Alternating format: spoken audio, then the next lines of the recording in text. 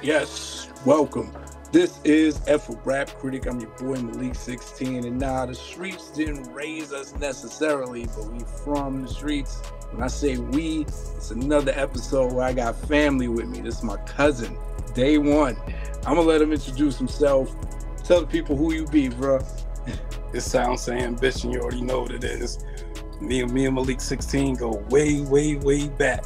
Way back. Family. Projects, Bronx to Brooklyn. All day. Even Harlem. Even all some New York babies. Oh, that's right. Midtown. That's crazy. Yeah, yep. Crazy. But this man is here, wears many hats, but at a point in time, we both were rappers. You can Google, you can find some music out there floating in the world. And this is the man that was around when this album that we're talking about dropped, and we exchanged a lot of thoughts and memories, and here we are 25 years later to do the same thing. We're talking about none other than the album Murda Muzik by Mobb Deep. Those of you who've been here and have seen me do the Hell on Earth episode, I mentioned earlier in the year when I did my Roots episode that episode deserved a do-over, or they just deserved a little bit more love, because when I did that album review, I had terrible audio. It's the same thing with this Mobb Deep episode. The Hell on Earth episode is very hard to watch unless you're a fan. Shout out to you if you are and you watched that episode, but you know, somewhere in the same gear, rocking that I Used to Love You t-shirt, which you can get if you go on the raproot.com. And while you're at it, take a moment to like and subscribe to this very channel so you're up on the latest. But yeah, go onto the Rap Ruler and you can leave your rankings on all the albums we've ever reviewed on this channel, including this one. And yeah, this is category 1, where we go over the album, the product itself. And with no further ado, we're going to jump into it. A little background on this album. It was released in August of 1999 on Loud Records. This is right before the transition to Columbia Records, I think. Shout out to Steve Rifkin. And yeah, the first dimension we talk about in category 1 is dimension 1, the quality of the production. Mel, I might go, you might hear me use your government and call you Silenca. It's all good. Yeah, just making sure. Who we got on the production on this album? We got Alchemist on this album. We got Havoc, of course.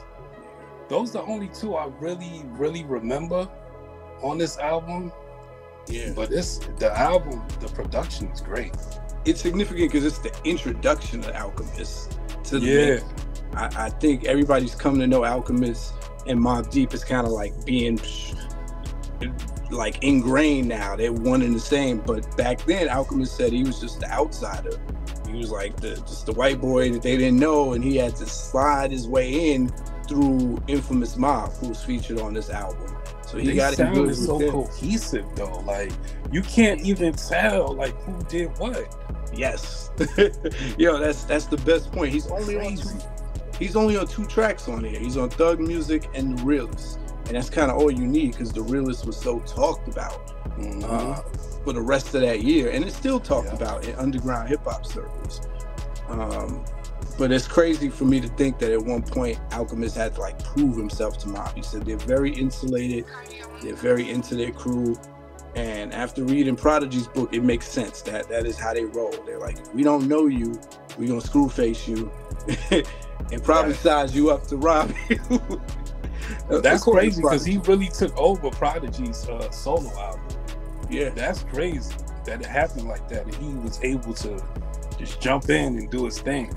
Yeah, this was proving ground for him. But that Realist is from a sample called Born to Lose by a group called Ecstasy, Passion, and Pain.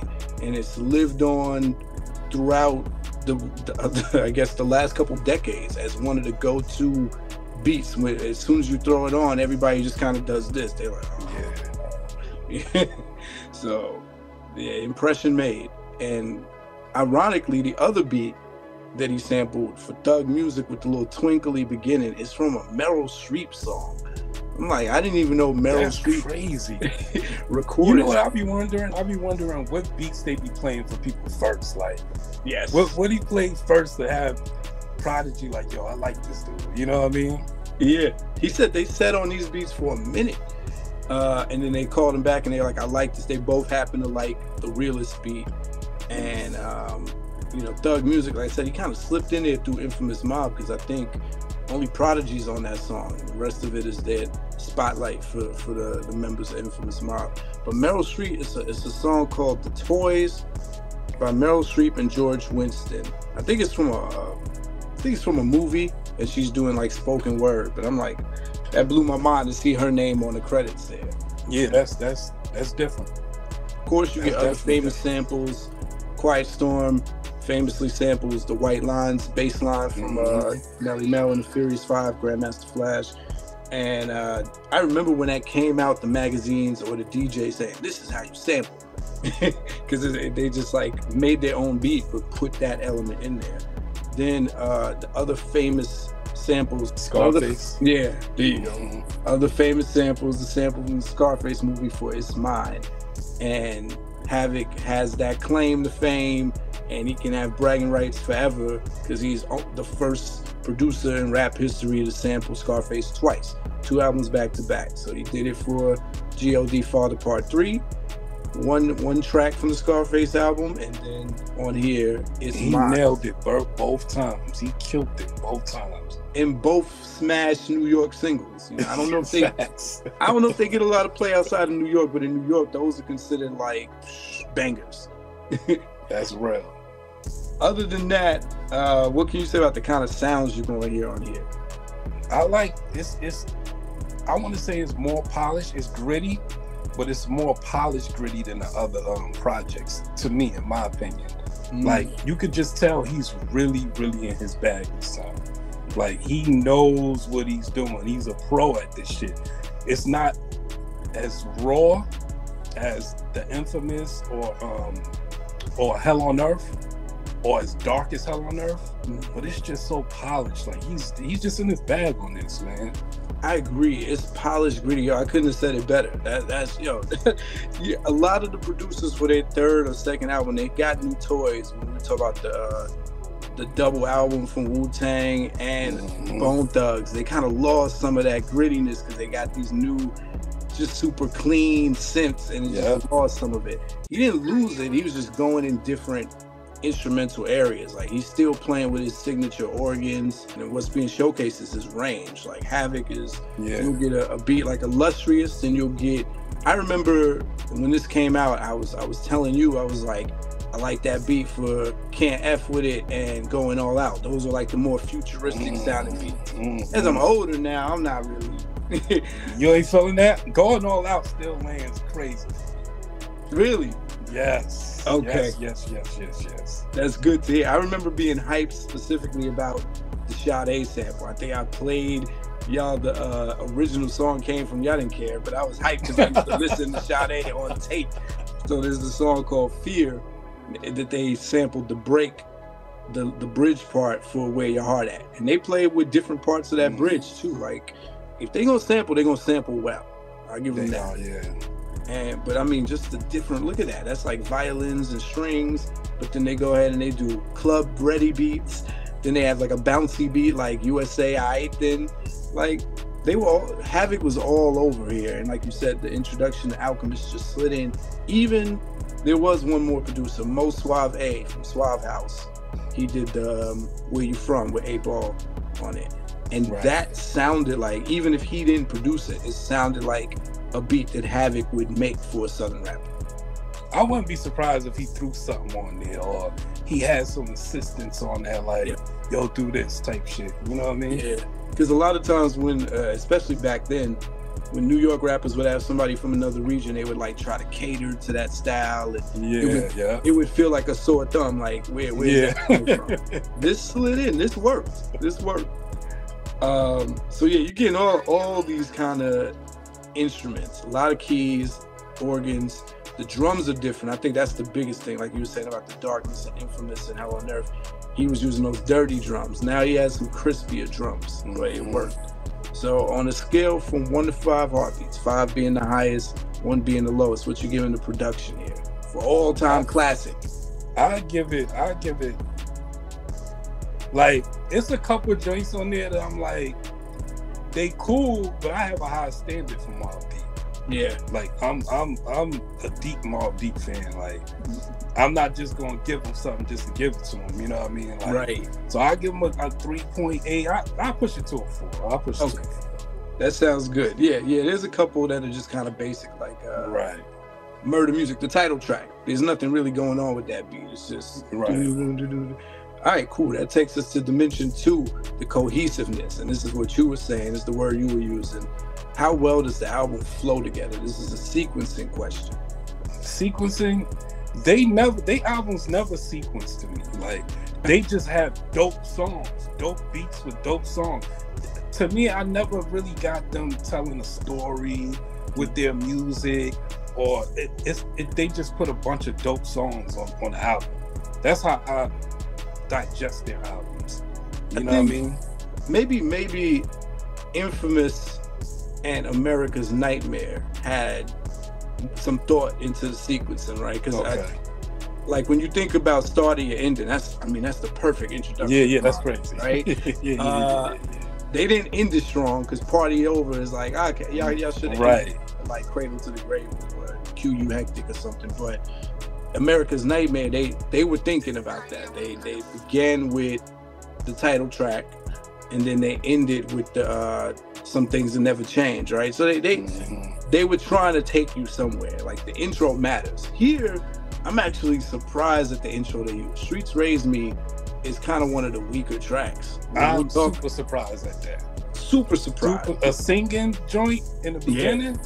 Nah, that's not really like the Mobb Deep that I know, but I still like the song though. You could tell they were super confident with this album. Like they were ready to experiment and throw stuff out there like that. They're like, who gonna test us? We still hot from the last album, so it's like we can do this. Cause that's a fact. And you know it got super bootleg. Back then. Yes, I forgot. Super bootleg. So I don't even know if this is the original. I remember hearing the bootleg. It was a couple joints on there on the bootleg that's not on here. Yeah, that wasn't. It probably shouldn't have made the album anyway. But man, thank you for reminding me of that. I forgot. We'll talk about that as we go further because this was heavily bootleg. This was probably one of the last eras of where bootlegging really could damage an album. They found a cure for that later on, but back then this was a big deal. Okay, so then I say the tempo, the pacing, it doesn't do anything dramatic where it's like all the slow songs are here, the faster songs are here. They do a good job of like, here's a club song here, we're gonna slow it down, here's a mid-tempo. They do that. They take you, and I like that they spaced out the Quiet Storm from the remix. Like it's like, okay, it's here on the album where it originally was gonna be, just so you know, this was the original version, and then the Quiet Storm is like that bonus at the end. Other than that, there's the pacing. There's a lot of songs, I'd say that. For a classic album, most classics live in that 10 to 12 territory, 14 for rap albums. You go beyond that, you run the risk of having some filler songs. That's a fact. All right, what you giving this for the cohesiveness, how well it flows together on a scale from 1 to 5? 1 to 5. Like I said before, like I think their cohesiveness goes with their sound. Like their sound sticks together. I don't think they really told a story or really mapped it out on here, but they sound blends so much, and it's like it's the sound and their style. Like it all just meshes together. So I give it a 4. I give it a 4. All right, dimension 3 is the intentional mood and tone of the album. So this is not the mood that you get when you listen to the album, because that could change depending on the day. It's what you think the mood and tone they were trying to set on this album was, and how good of a job did they do at setting it. I think the mood they was trying to set was basically the mood they always set, that they want to bring you into their world. You know, they blocked Queensbridge, you know, the hoods back in early 2000s, the 90s. You know, they want to bring you into that world. I think they did good on that. I think they always do good on that, to be honest. Like this is all they know. You could really tell that. You know what I'm saying? Like they probably wasn't rich by now, but they was like, they had money. Yeah. You know what I mean? But you could still tell they was in the hood. You can still tell.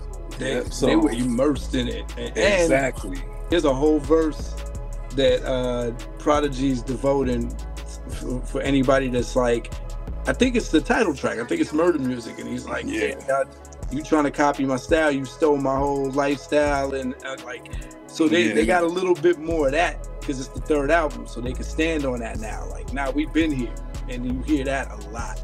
Like, there's even. I agree with that. They boasting, they letting the game know that we touched the game, and y'all biting. Yeah, y'all influence. Put it that way. Yeah, it's almost at this point they were in that conversation contending for the crown, and people leave them out.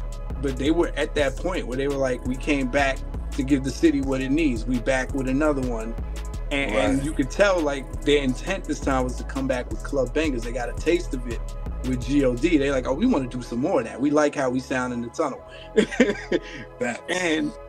And then you got that skit where Big Noid is talking about, nah, we ain't wasting time with all that guess who's back. We ain't doing that. We just here. Make way. Y'all move over. Move over, Bacon. It's time for something media. They was real cocky with their sound. I'll tell you that. Like, I really believe they felt like nobody was fucking. Yes. Period. I believe it. And they had the cosign of some of the biggest, again, New York folk in the game at the time. It's like, Wu behind us, Nas behind us.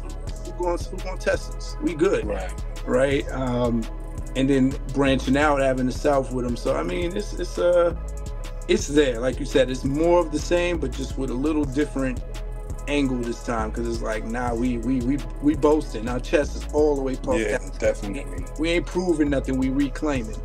Exactly. What you give them on a scale from 1 to 5 for how good of a job they did with setting that tone? I'm gonna give them a 5 on that. Got you. Prodigy said it best on the previous album. They really created a lane. They weren't like gangster rap, and they weren't horrorcore.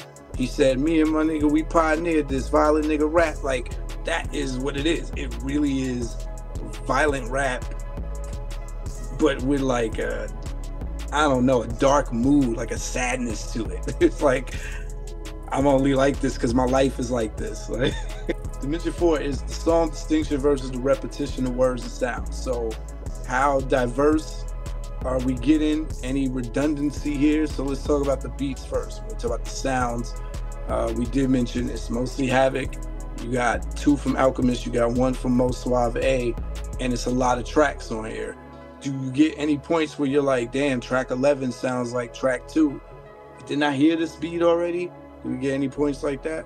It's kind of ill with them because I feel like it's fresh redundancy. Like, it is some redundancy with Mobb Deep. It is. I can agree with that. But it still has a freshness to it, though, that I can't really even put in words. Like, I could hear something that would be like, that's a Mobb Deep beat, but they flipped it in a different way. You know what I mean? Like, it just was weird, you know? So I do think it's some redundancy, but I think they skill level is just so great, man. It's just with the sampling and all that. Yeah. I can't even just claim it redundancy. I gotta say it's fresh redundancy. Yeah, it goes back to what you were saying about Havoc having this like mastery at this point. He's not trying things, he's doing things, and giving it to y'all to see, you know, like, hey, look what I just did. You could argue, I think you have to be a real music nerd. You can argue that Let a Hoe Be a Hoe and Where You From might have some of the same pacing because they're simpler, kind of bass-driven beats. Thug Music and Streets Raise Me might be similar because they had the piano keys, and it may be Murda Muzik and Adrenaline, but to the average listener, none of those beats sound the same. Right, exactly. Right? So then that takes us to words. Do they say the same words? Are they doing some lazy writing where it's like, okay, I heard you say this already? Not to be confused with intentional branding. You know, us as rappers, we know that if you repping something, you're gonna say it a bunch of times throughout the album on purpose. You're gonna say your name, you're gonna say your hood, you're gonna say your label. Besides that, is there any repeating, like, okay, you're running out of things to say? So I can't use the done language, right? Because that's their thing. That's their thing. They're gonna splash that in. They're gonna use the done language. When I think of repetition, I think about like what Mr. Cheeks does. Like Mr. Cheeks when I had the Lost Voice producer on there, I called him out because I'm like, yo, when Cheeks ran out of stuff to say, he just said the same stuff. He's like, LB fam, Mr. Cheeks, Freaky Ty, like that's I know in that Renee song, he said smoke weed so many goddamn so times. many times. Smoke a blunt after we ate. Yeah. Right. So that's what I mean. Like, is there any of that kind of lazy writing on it? I didn't catch none of that. If it was, it flew over my head. I didn't catch it. Yeah, it's not in any standout way. Thematically, it's the same kind of talk. But to your point about Havoc's production, they so skilled with. Listen, they really had us listening to 19 songs about the same thing, about different ways to body your crew. Yeah. One thing about Prodigy, he will find a different description on how to like bleed a body part, right? It's not smash your brain through your nose bone on this album. It's swinging belts and catching niggas with the buckle. Like, it's like, where you gotta be to think of that? Right. So, okay. So on a scale from 1 to 5 heartbeats for repetition versus song distinction, what you giving this? 5 means we good. 1, anything less than that means you take away. I'll give him a 4 on that one too. Got you. All right, that takes us to dimension 5. The amount of content versus the amount of songs. So this is a ratio question. We just talked about how this is a 19-track album. 17 if you take away the intro and the Big Noise skit. Out of 17 songs, what percentage of this album is substantial, topical? Are they talking about something with some value?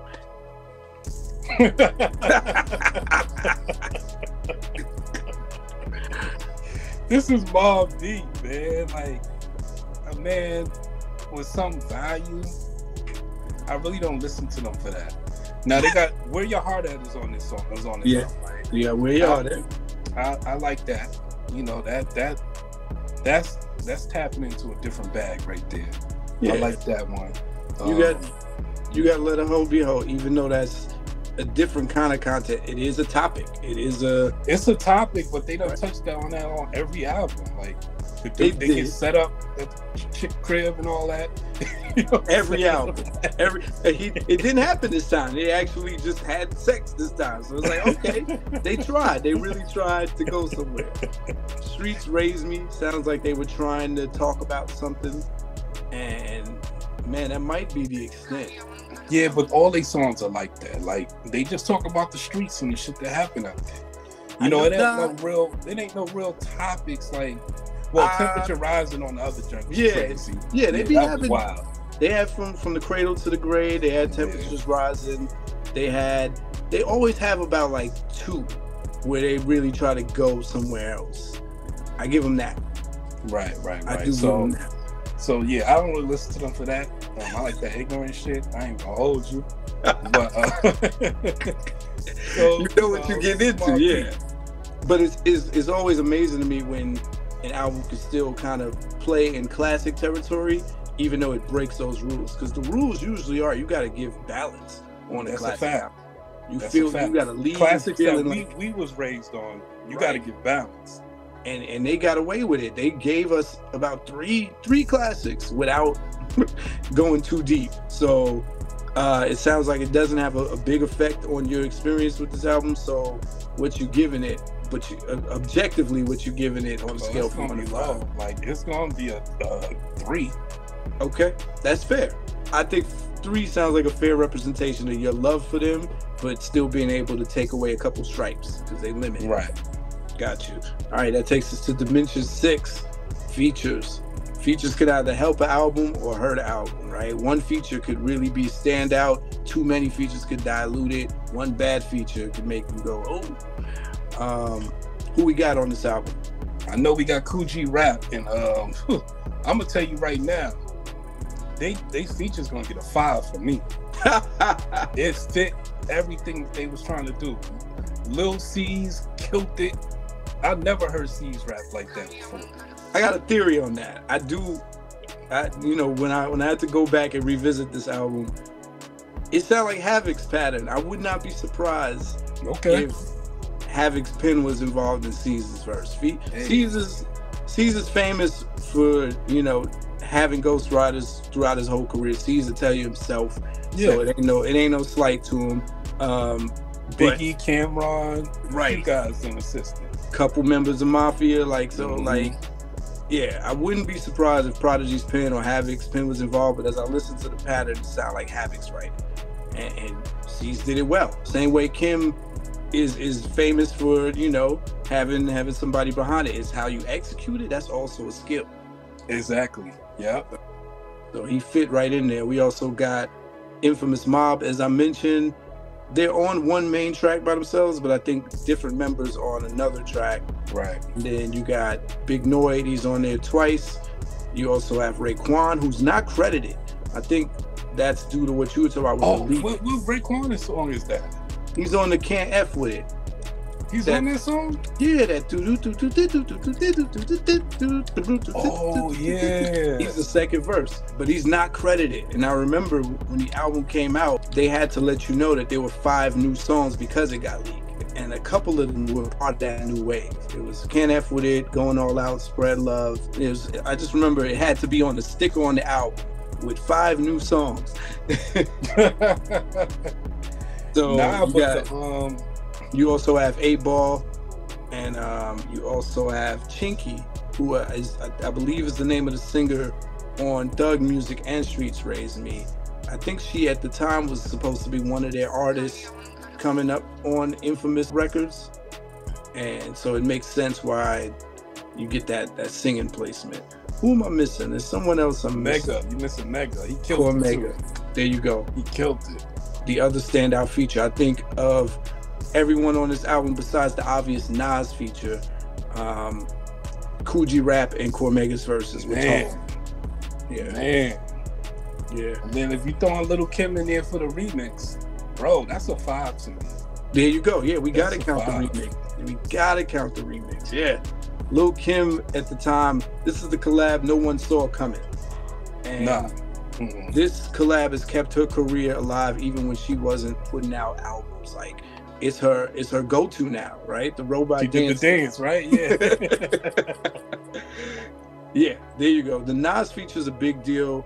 It's kind of standard at this point in their career to have Nas on the song, but this is the first time Nas is on one of the bangers. Like, hey, it's not the street track, it's the club track. And this is Nas stepping into that. This is when Nas really started doing commercial joints. Right, he's doing it. You can hate me now, that you won't see me tonight. So this fit right in with it. So he's in extra flex mode. Right. Halle Berry blew a kiss at the Barbra Streisand concert. I'm like, this guy. But I'm inclined to agree, man. Everybody did their thing. Infamous Mobb is debatable. It's got to be your flavor if you want to hear a track mostly full of them. I will say about that song, they kind of go in order of nicest, greatest to least. So,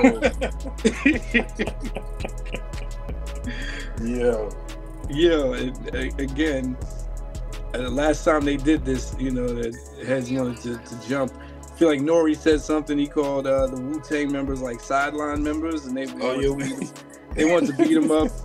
It's like, man, rap is so sensitive, man. I really try to the flunkies. He called them the flunkies. Yeah, see, I won't use language like that, but I'm always keep it real. That's why they got mad. Exactly. Like, I think some dudes get out of pocket with their shows, Joe Budden. I just be trying to be as objective as possible. I don't give my rating, but I chime in. But yeah, Godfather Part 3 is the one who starts that song off. He's got the strongest verse out of that crew, and then everybody kind of goes in order until Prodigy's verse. What you said you're giving the features a 5. Easy for you. I'm giving it a 5 because I'm not really even looking at them guys like that. As far as like, I'm looking at the positive, like they really nailed some joints. They got the streets with Coogee Rap and Cormega, bro, because they went off. Got the Nas joint, got them on MTV and all that. You got Little Kim on the remix. Oh man, bro. Yeah, the thing about the Infamous Mobb song, it doesn't take you out the zone. Like, you don't even realize it's mostly them until the song's almost over. You're like, oh, no Havoc? Okay, cool, whatever. Right. Prodigy's on it. And then Coogee Rap winds up getting hip-hop quotable verse, like almost damn near verse of the year that year. Yeah, he went crazy. Right? We'll talk about that when we talk about lyrics. But okay, we can jump on over to the next dimension, Dimension 7. Does the weakest song or do the weakest songs take away from the album? So this is a subjective dimension, but it really is important because we've heard albums where everybody's like, man, this album would be dope if they just took this song off, or especially with double albums, everybody's like, nah, if you take these 5 songs off, it'd be classic. So on this, we all got songs that we skip, but is there a song that you're like, man, they could have cut this?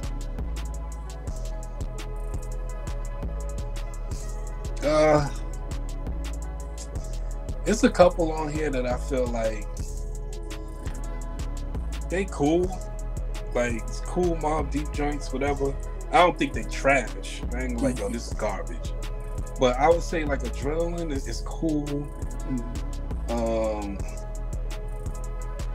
There was another one on here that was cool to me, but it's not. It don't take away from the album. To answer your question, Gotcha. It don't take away from the album. Just from the idea that we do reference that classic albums have less is more, there's some fat to be trimmed. So I'll chime in on this dimension. The Streets Raised Me, really surprised that made the cut. Other than the idea, the only conclusion I can come to is because they were trying to promote their singing artist, she's gonna appear on these tracks, because the singing is not strong on Streets Raised Me. It is like, when you listen back to it, I'd like to know what Havoc thinks now in hindsight when he listens to that track. Like, you heard the straining notes, and it's not a strong beat, and to start the album off like that, I'm like, it's not the most memorable song. Let a Hoe Be a Hoe, that could have been left off, especially because of how it's just straight up misogynistic, and I don't like using that word. I don't like using that word a lot because people misuse it. But it doesn't really serve a purpose. By the end, I mean, he's saying some crazy stuff. He's like, I should have called my boy and took it to the lowest level. Then he's got the skit at the end with the girl cursing him out. I'm just like, this was cool, I guess, when you were a teenager. But yeah, those are weak. The title track, Murda Muzik, is kind of forgettable too. So there's a couple, and like I said, the Thug Music, if you weren't ready, as much as it was important for Alchemist's debut, if you weren't ready to hear Infamous Mob more than Mobb Deep, those would be 4 that can go, and maybe even the joint with 8 Ball. So that would be 5. I like the 8 Ball joint. Yeah. I like the 8 Ball joint. Yeah, I like Adrenaline. So I mean, this is always right. See, yeah. All right, what you giving this, since you said it don't take away? It don't take away. So if it doesn't take away, that's just, it stays at a 5. Anything below that, if it chips a little bit, is anything below that? I give it a 4.5. Cool. Yeah. All right, that takes us to Dimension 8, Mass Appeal, which, again, this is the perplexing thing about Mobb Deep, how they made it while doubling down on this sound that was not supposed to make it. Like, selling units when you're making this violent rap music that's very New York centric, but you still selling units. Like, if you were an A&R in 1999, you heard this album turned in, would you say, okay, yeah, we got platinum hits on it? Another gold one. Another gold one. They was hot in the streets, so you already knew it was gonna go gold. Right. Because they was one hit away, really, like a big hit. Right. To really just going double, to be honest with you. Yeah. If they would have had a monster, well, I guess Quiet Storm was. This album goes platinum on the strength of Quiet Storm. Yeah. So I don't think it was double platinum, but it at least went platinum. To think that this album is gonna move men, women, white, black, south, north, you're saying you probably wouldn't have thought so if you were the A&R. You're like, ship gold, that's what we expected. I wouldn't even thought the Little Kim Drake, I would have just thought, yo, that's in their lane. Everybody gonna love it. The streets gonna love it, but it's not gonna push them to platinum or nothing like that. I would have never thought that. That's crazy that you say that, because I didn't even think Quiet Storm was going to turn into a tunnel banger. Like it would. I think the general sentiment and reaction from New York at the time was, we didn't see this coming. I heard it on underground radio when it was just Prodigy's album, which I guess it's important to talk about what you mentioned earlier now, the leak. So a lot of this album was the Prodigy solo that was supposed to come out. He had released some snippets.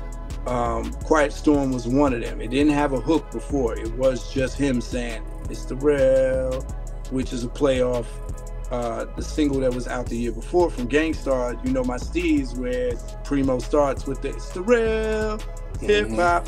So it's just Prodigy saying that to hold the space between his verses. He's talking crazy. It's the first rapper I ever heard talk about sniffing coke. He said it. I'm like, whoa, that's crazy, right? So even though Wu-Tang was smoking wolves and shit, though. Yeah, but you would have to really know what that was, and they always talk about it past tense, or they would talk about it like real random, like you wouldn't know. But Prodigy just outright to say it. Spent too many nights sniffing coke, getting right. I'm like, damn. Yeah, he said it, yeah. And he's still in his 20s. He's a young man. He's talking like it's like hard living, right? But I don't think they expected this to be a club joint. It just was like supposed to have like a thump to it. And so when they realized it picked up steam as a club joint, that's when they were like, oh, we got to remix this and put a hook on it. And that gave it life. To the point, I think there's a whole generation of folks that don't even know there's an original version of this without Lil Kim or Look. Right. Yeah. But there's the leak that happened, so they had to add those 5 new songs and let people know. Because a lot of these, I think USA Aight then originally had Nas on it. That was like, they had 2 songs with Nas on it. I remember hearing that on the underground radio. I remember having the bootleggers would be out on the street with the advanced version of the album. I had it. Yeah, you had it. Different cover, or the images looked a little different. They used a different picture from it. Illustrious was out. That was the street single.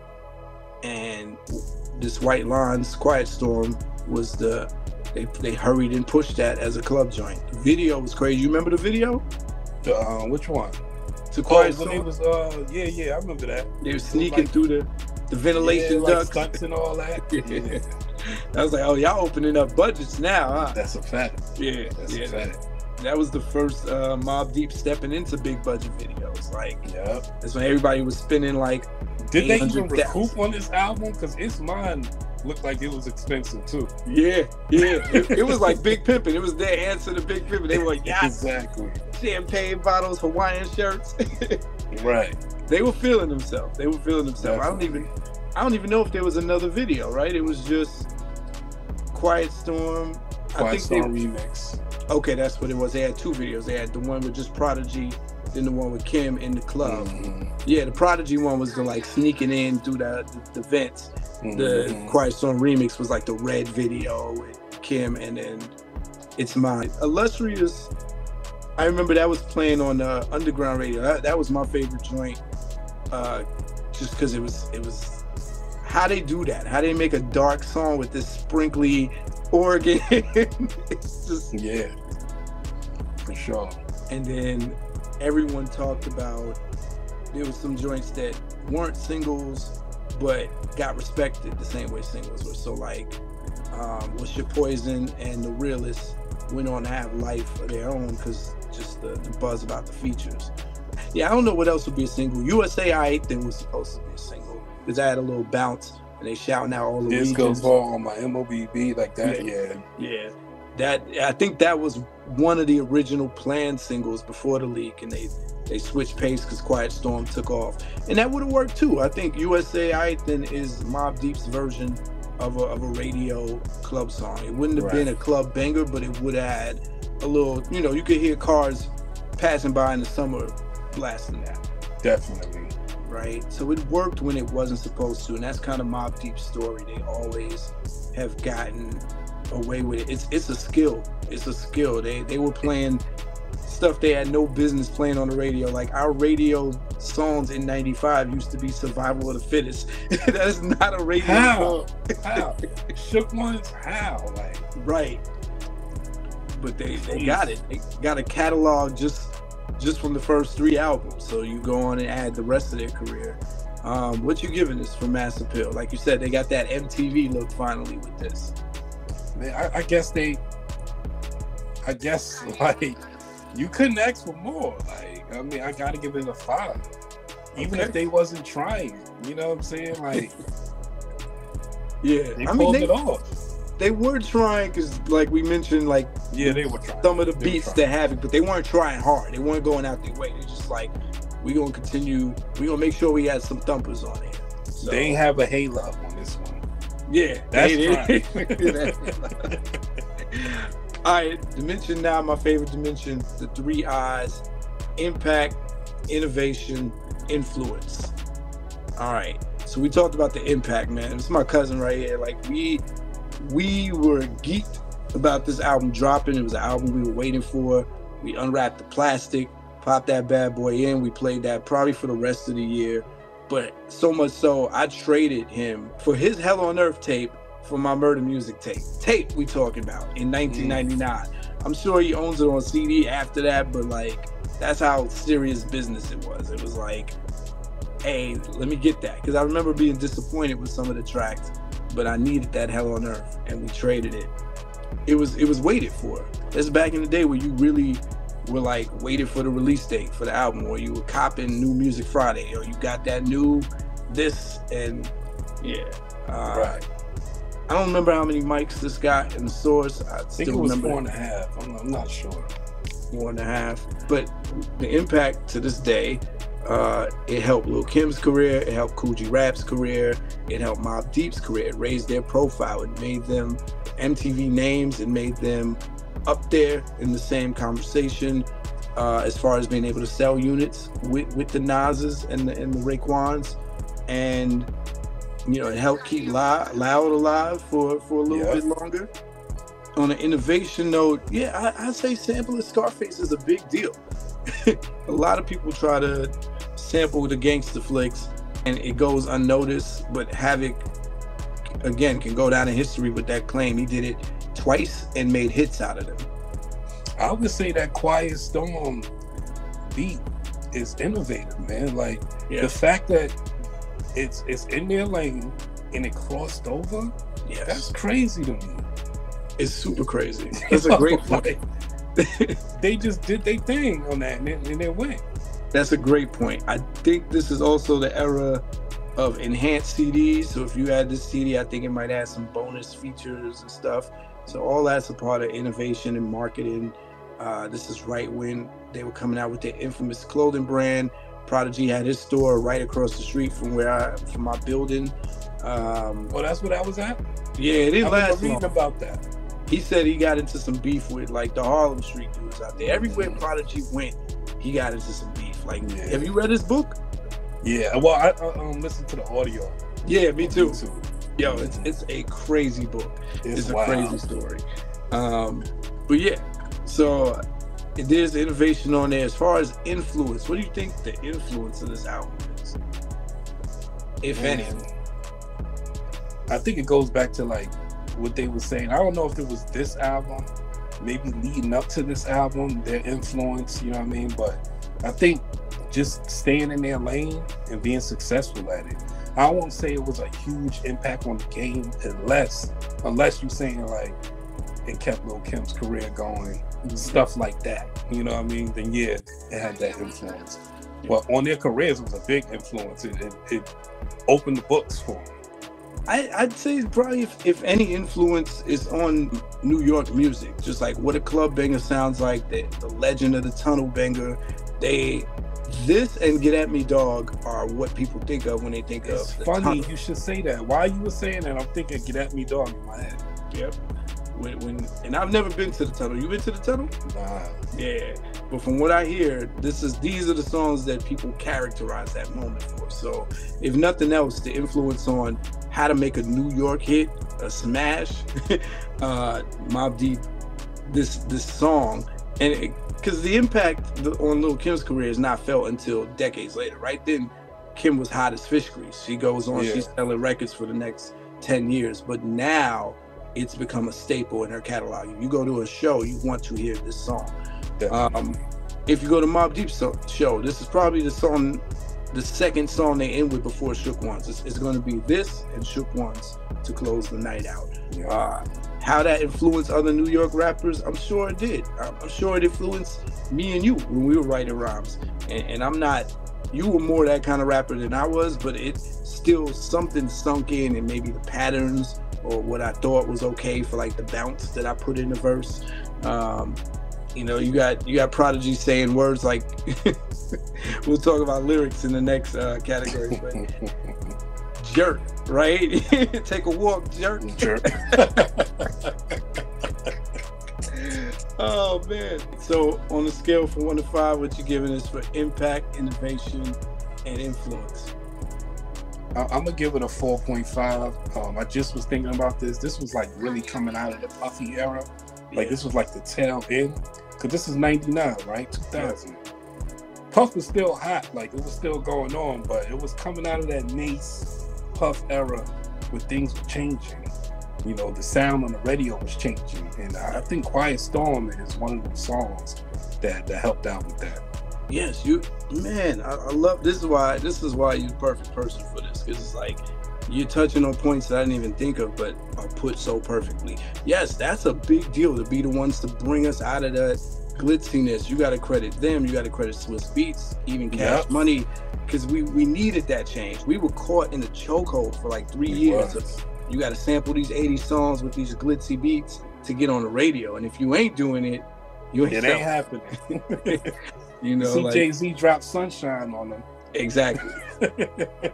All right, Dimension 10, the overall timelessness and uniqueness. When we think about classic rap albums, the hall of classic rap albums, where does this fit? Does this have a definite place? Does it stand out? And is it timeless? If you were introducing this to any of your sons right now, would they be like, Dad, this old head music, or would they be able to get into it? I think they would be able to get into it. I think it would be more. It's not one of those projects where the whole thing captivates you, but they have some standouts that I think really holds the album up. All right, so I'm gonna give it a 4. Yeah. There's timelessness to it because they weren't chasing any waves. A lot of them albums from '99 you cannot go back and play because it's wrapped up in a trend. Like, I know that was the other hot album this year, that Rough Riders compilation. Man, a lot of them beats sound like '99. They do. It's hard to go I tried back to, and it don't hit the same. It don't. It was banging back then, though. I ain't gonna lie. I love them Swiss Beats, but yeah, not the same. So you giving it a 4? Cool. That concludes the category 1 review and breakdown of this classic album, which just turned 25 years old. Shout out to the Mobb. Rest in peace, Prodigy, Murda Muzik. Join us for category 2, where we go over the rap performance on this album. And until then, y'all know what it is. F for Rap Critic. They talk about it while I live it. Word to meth.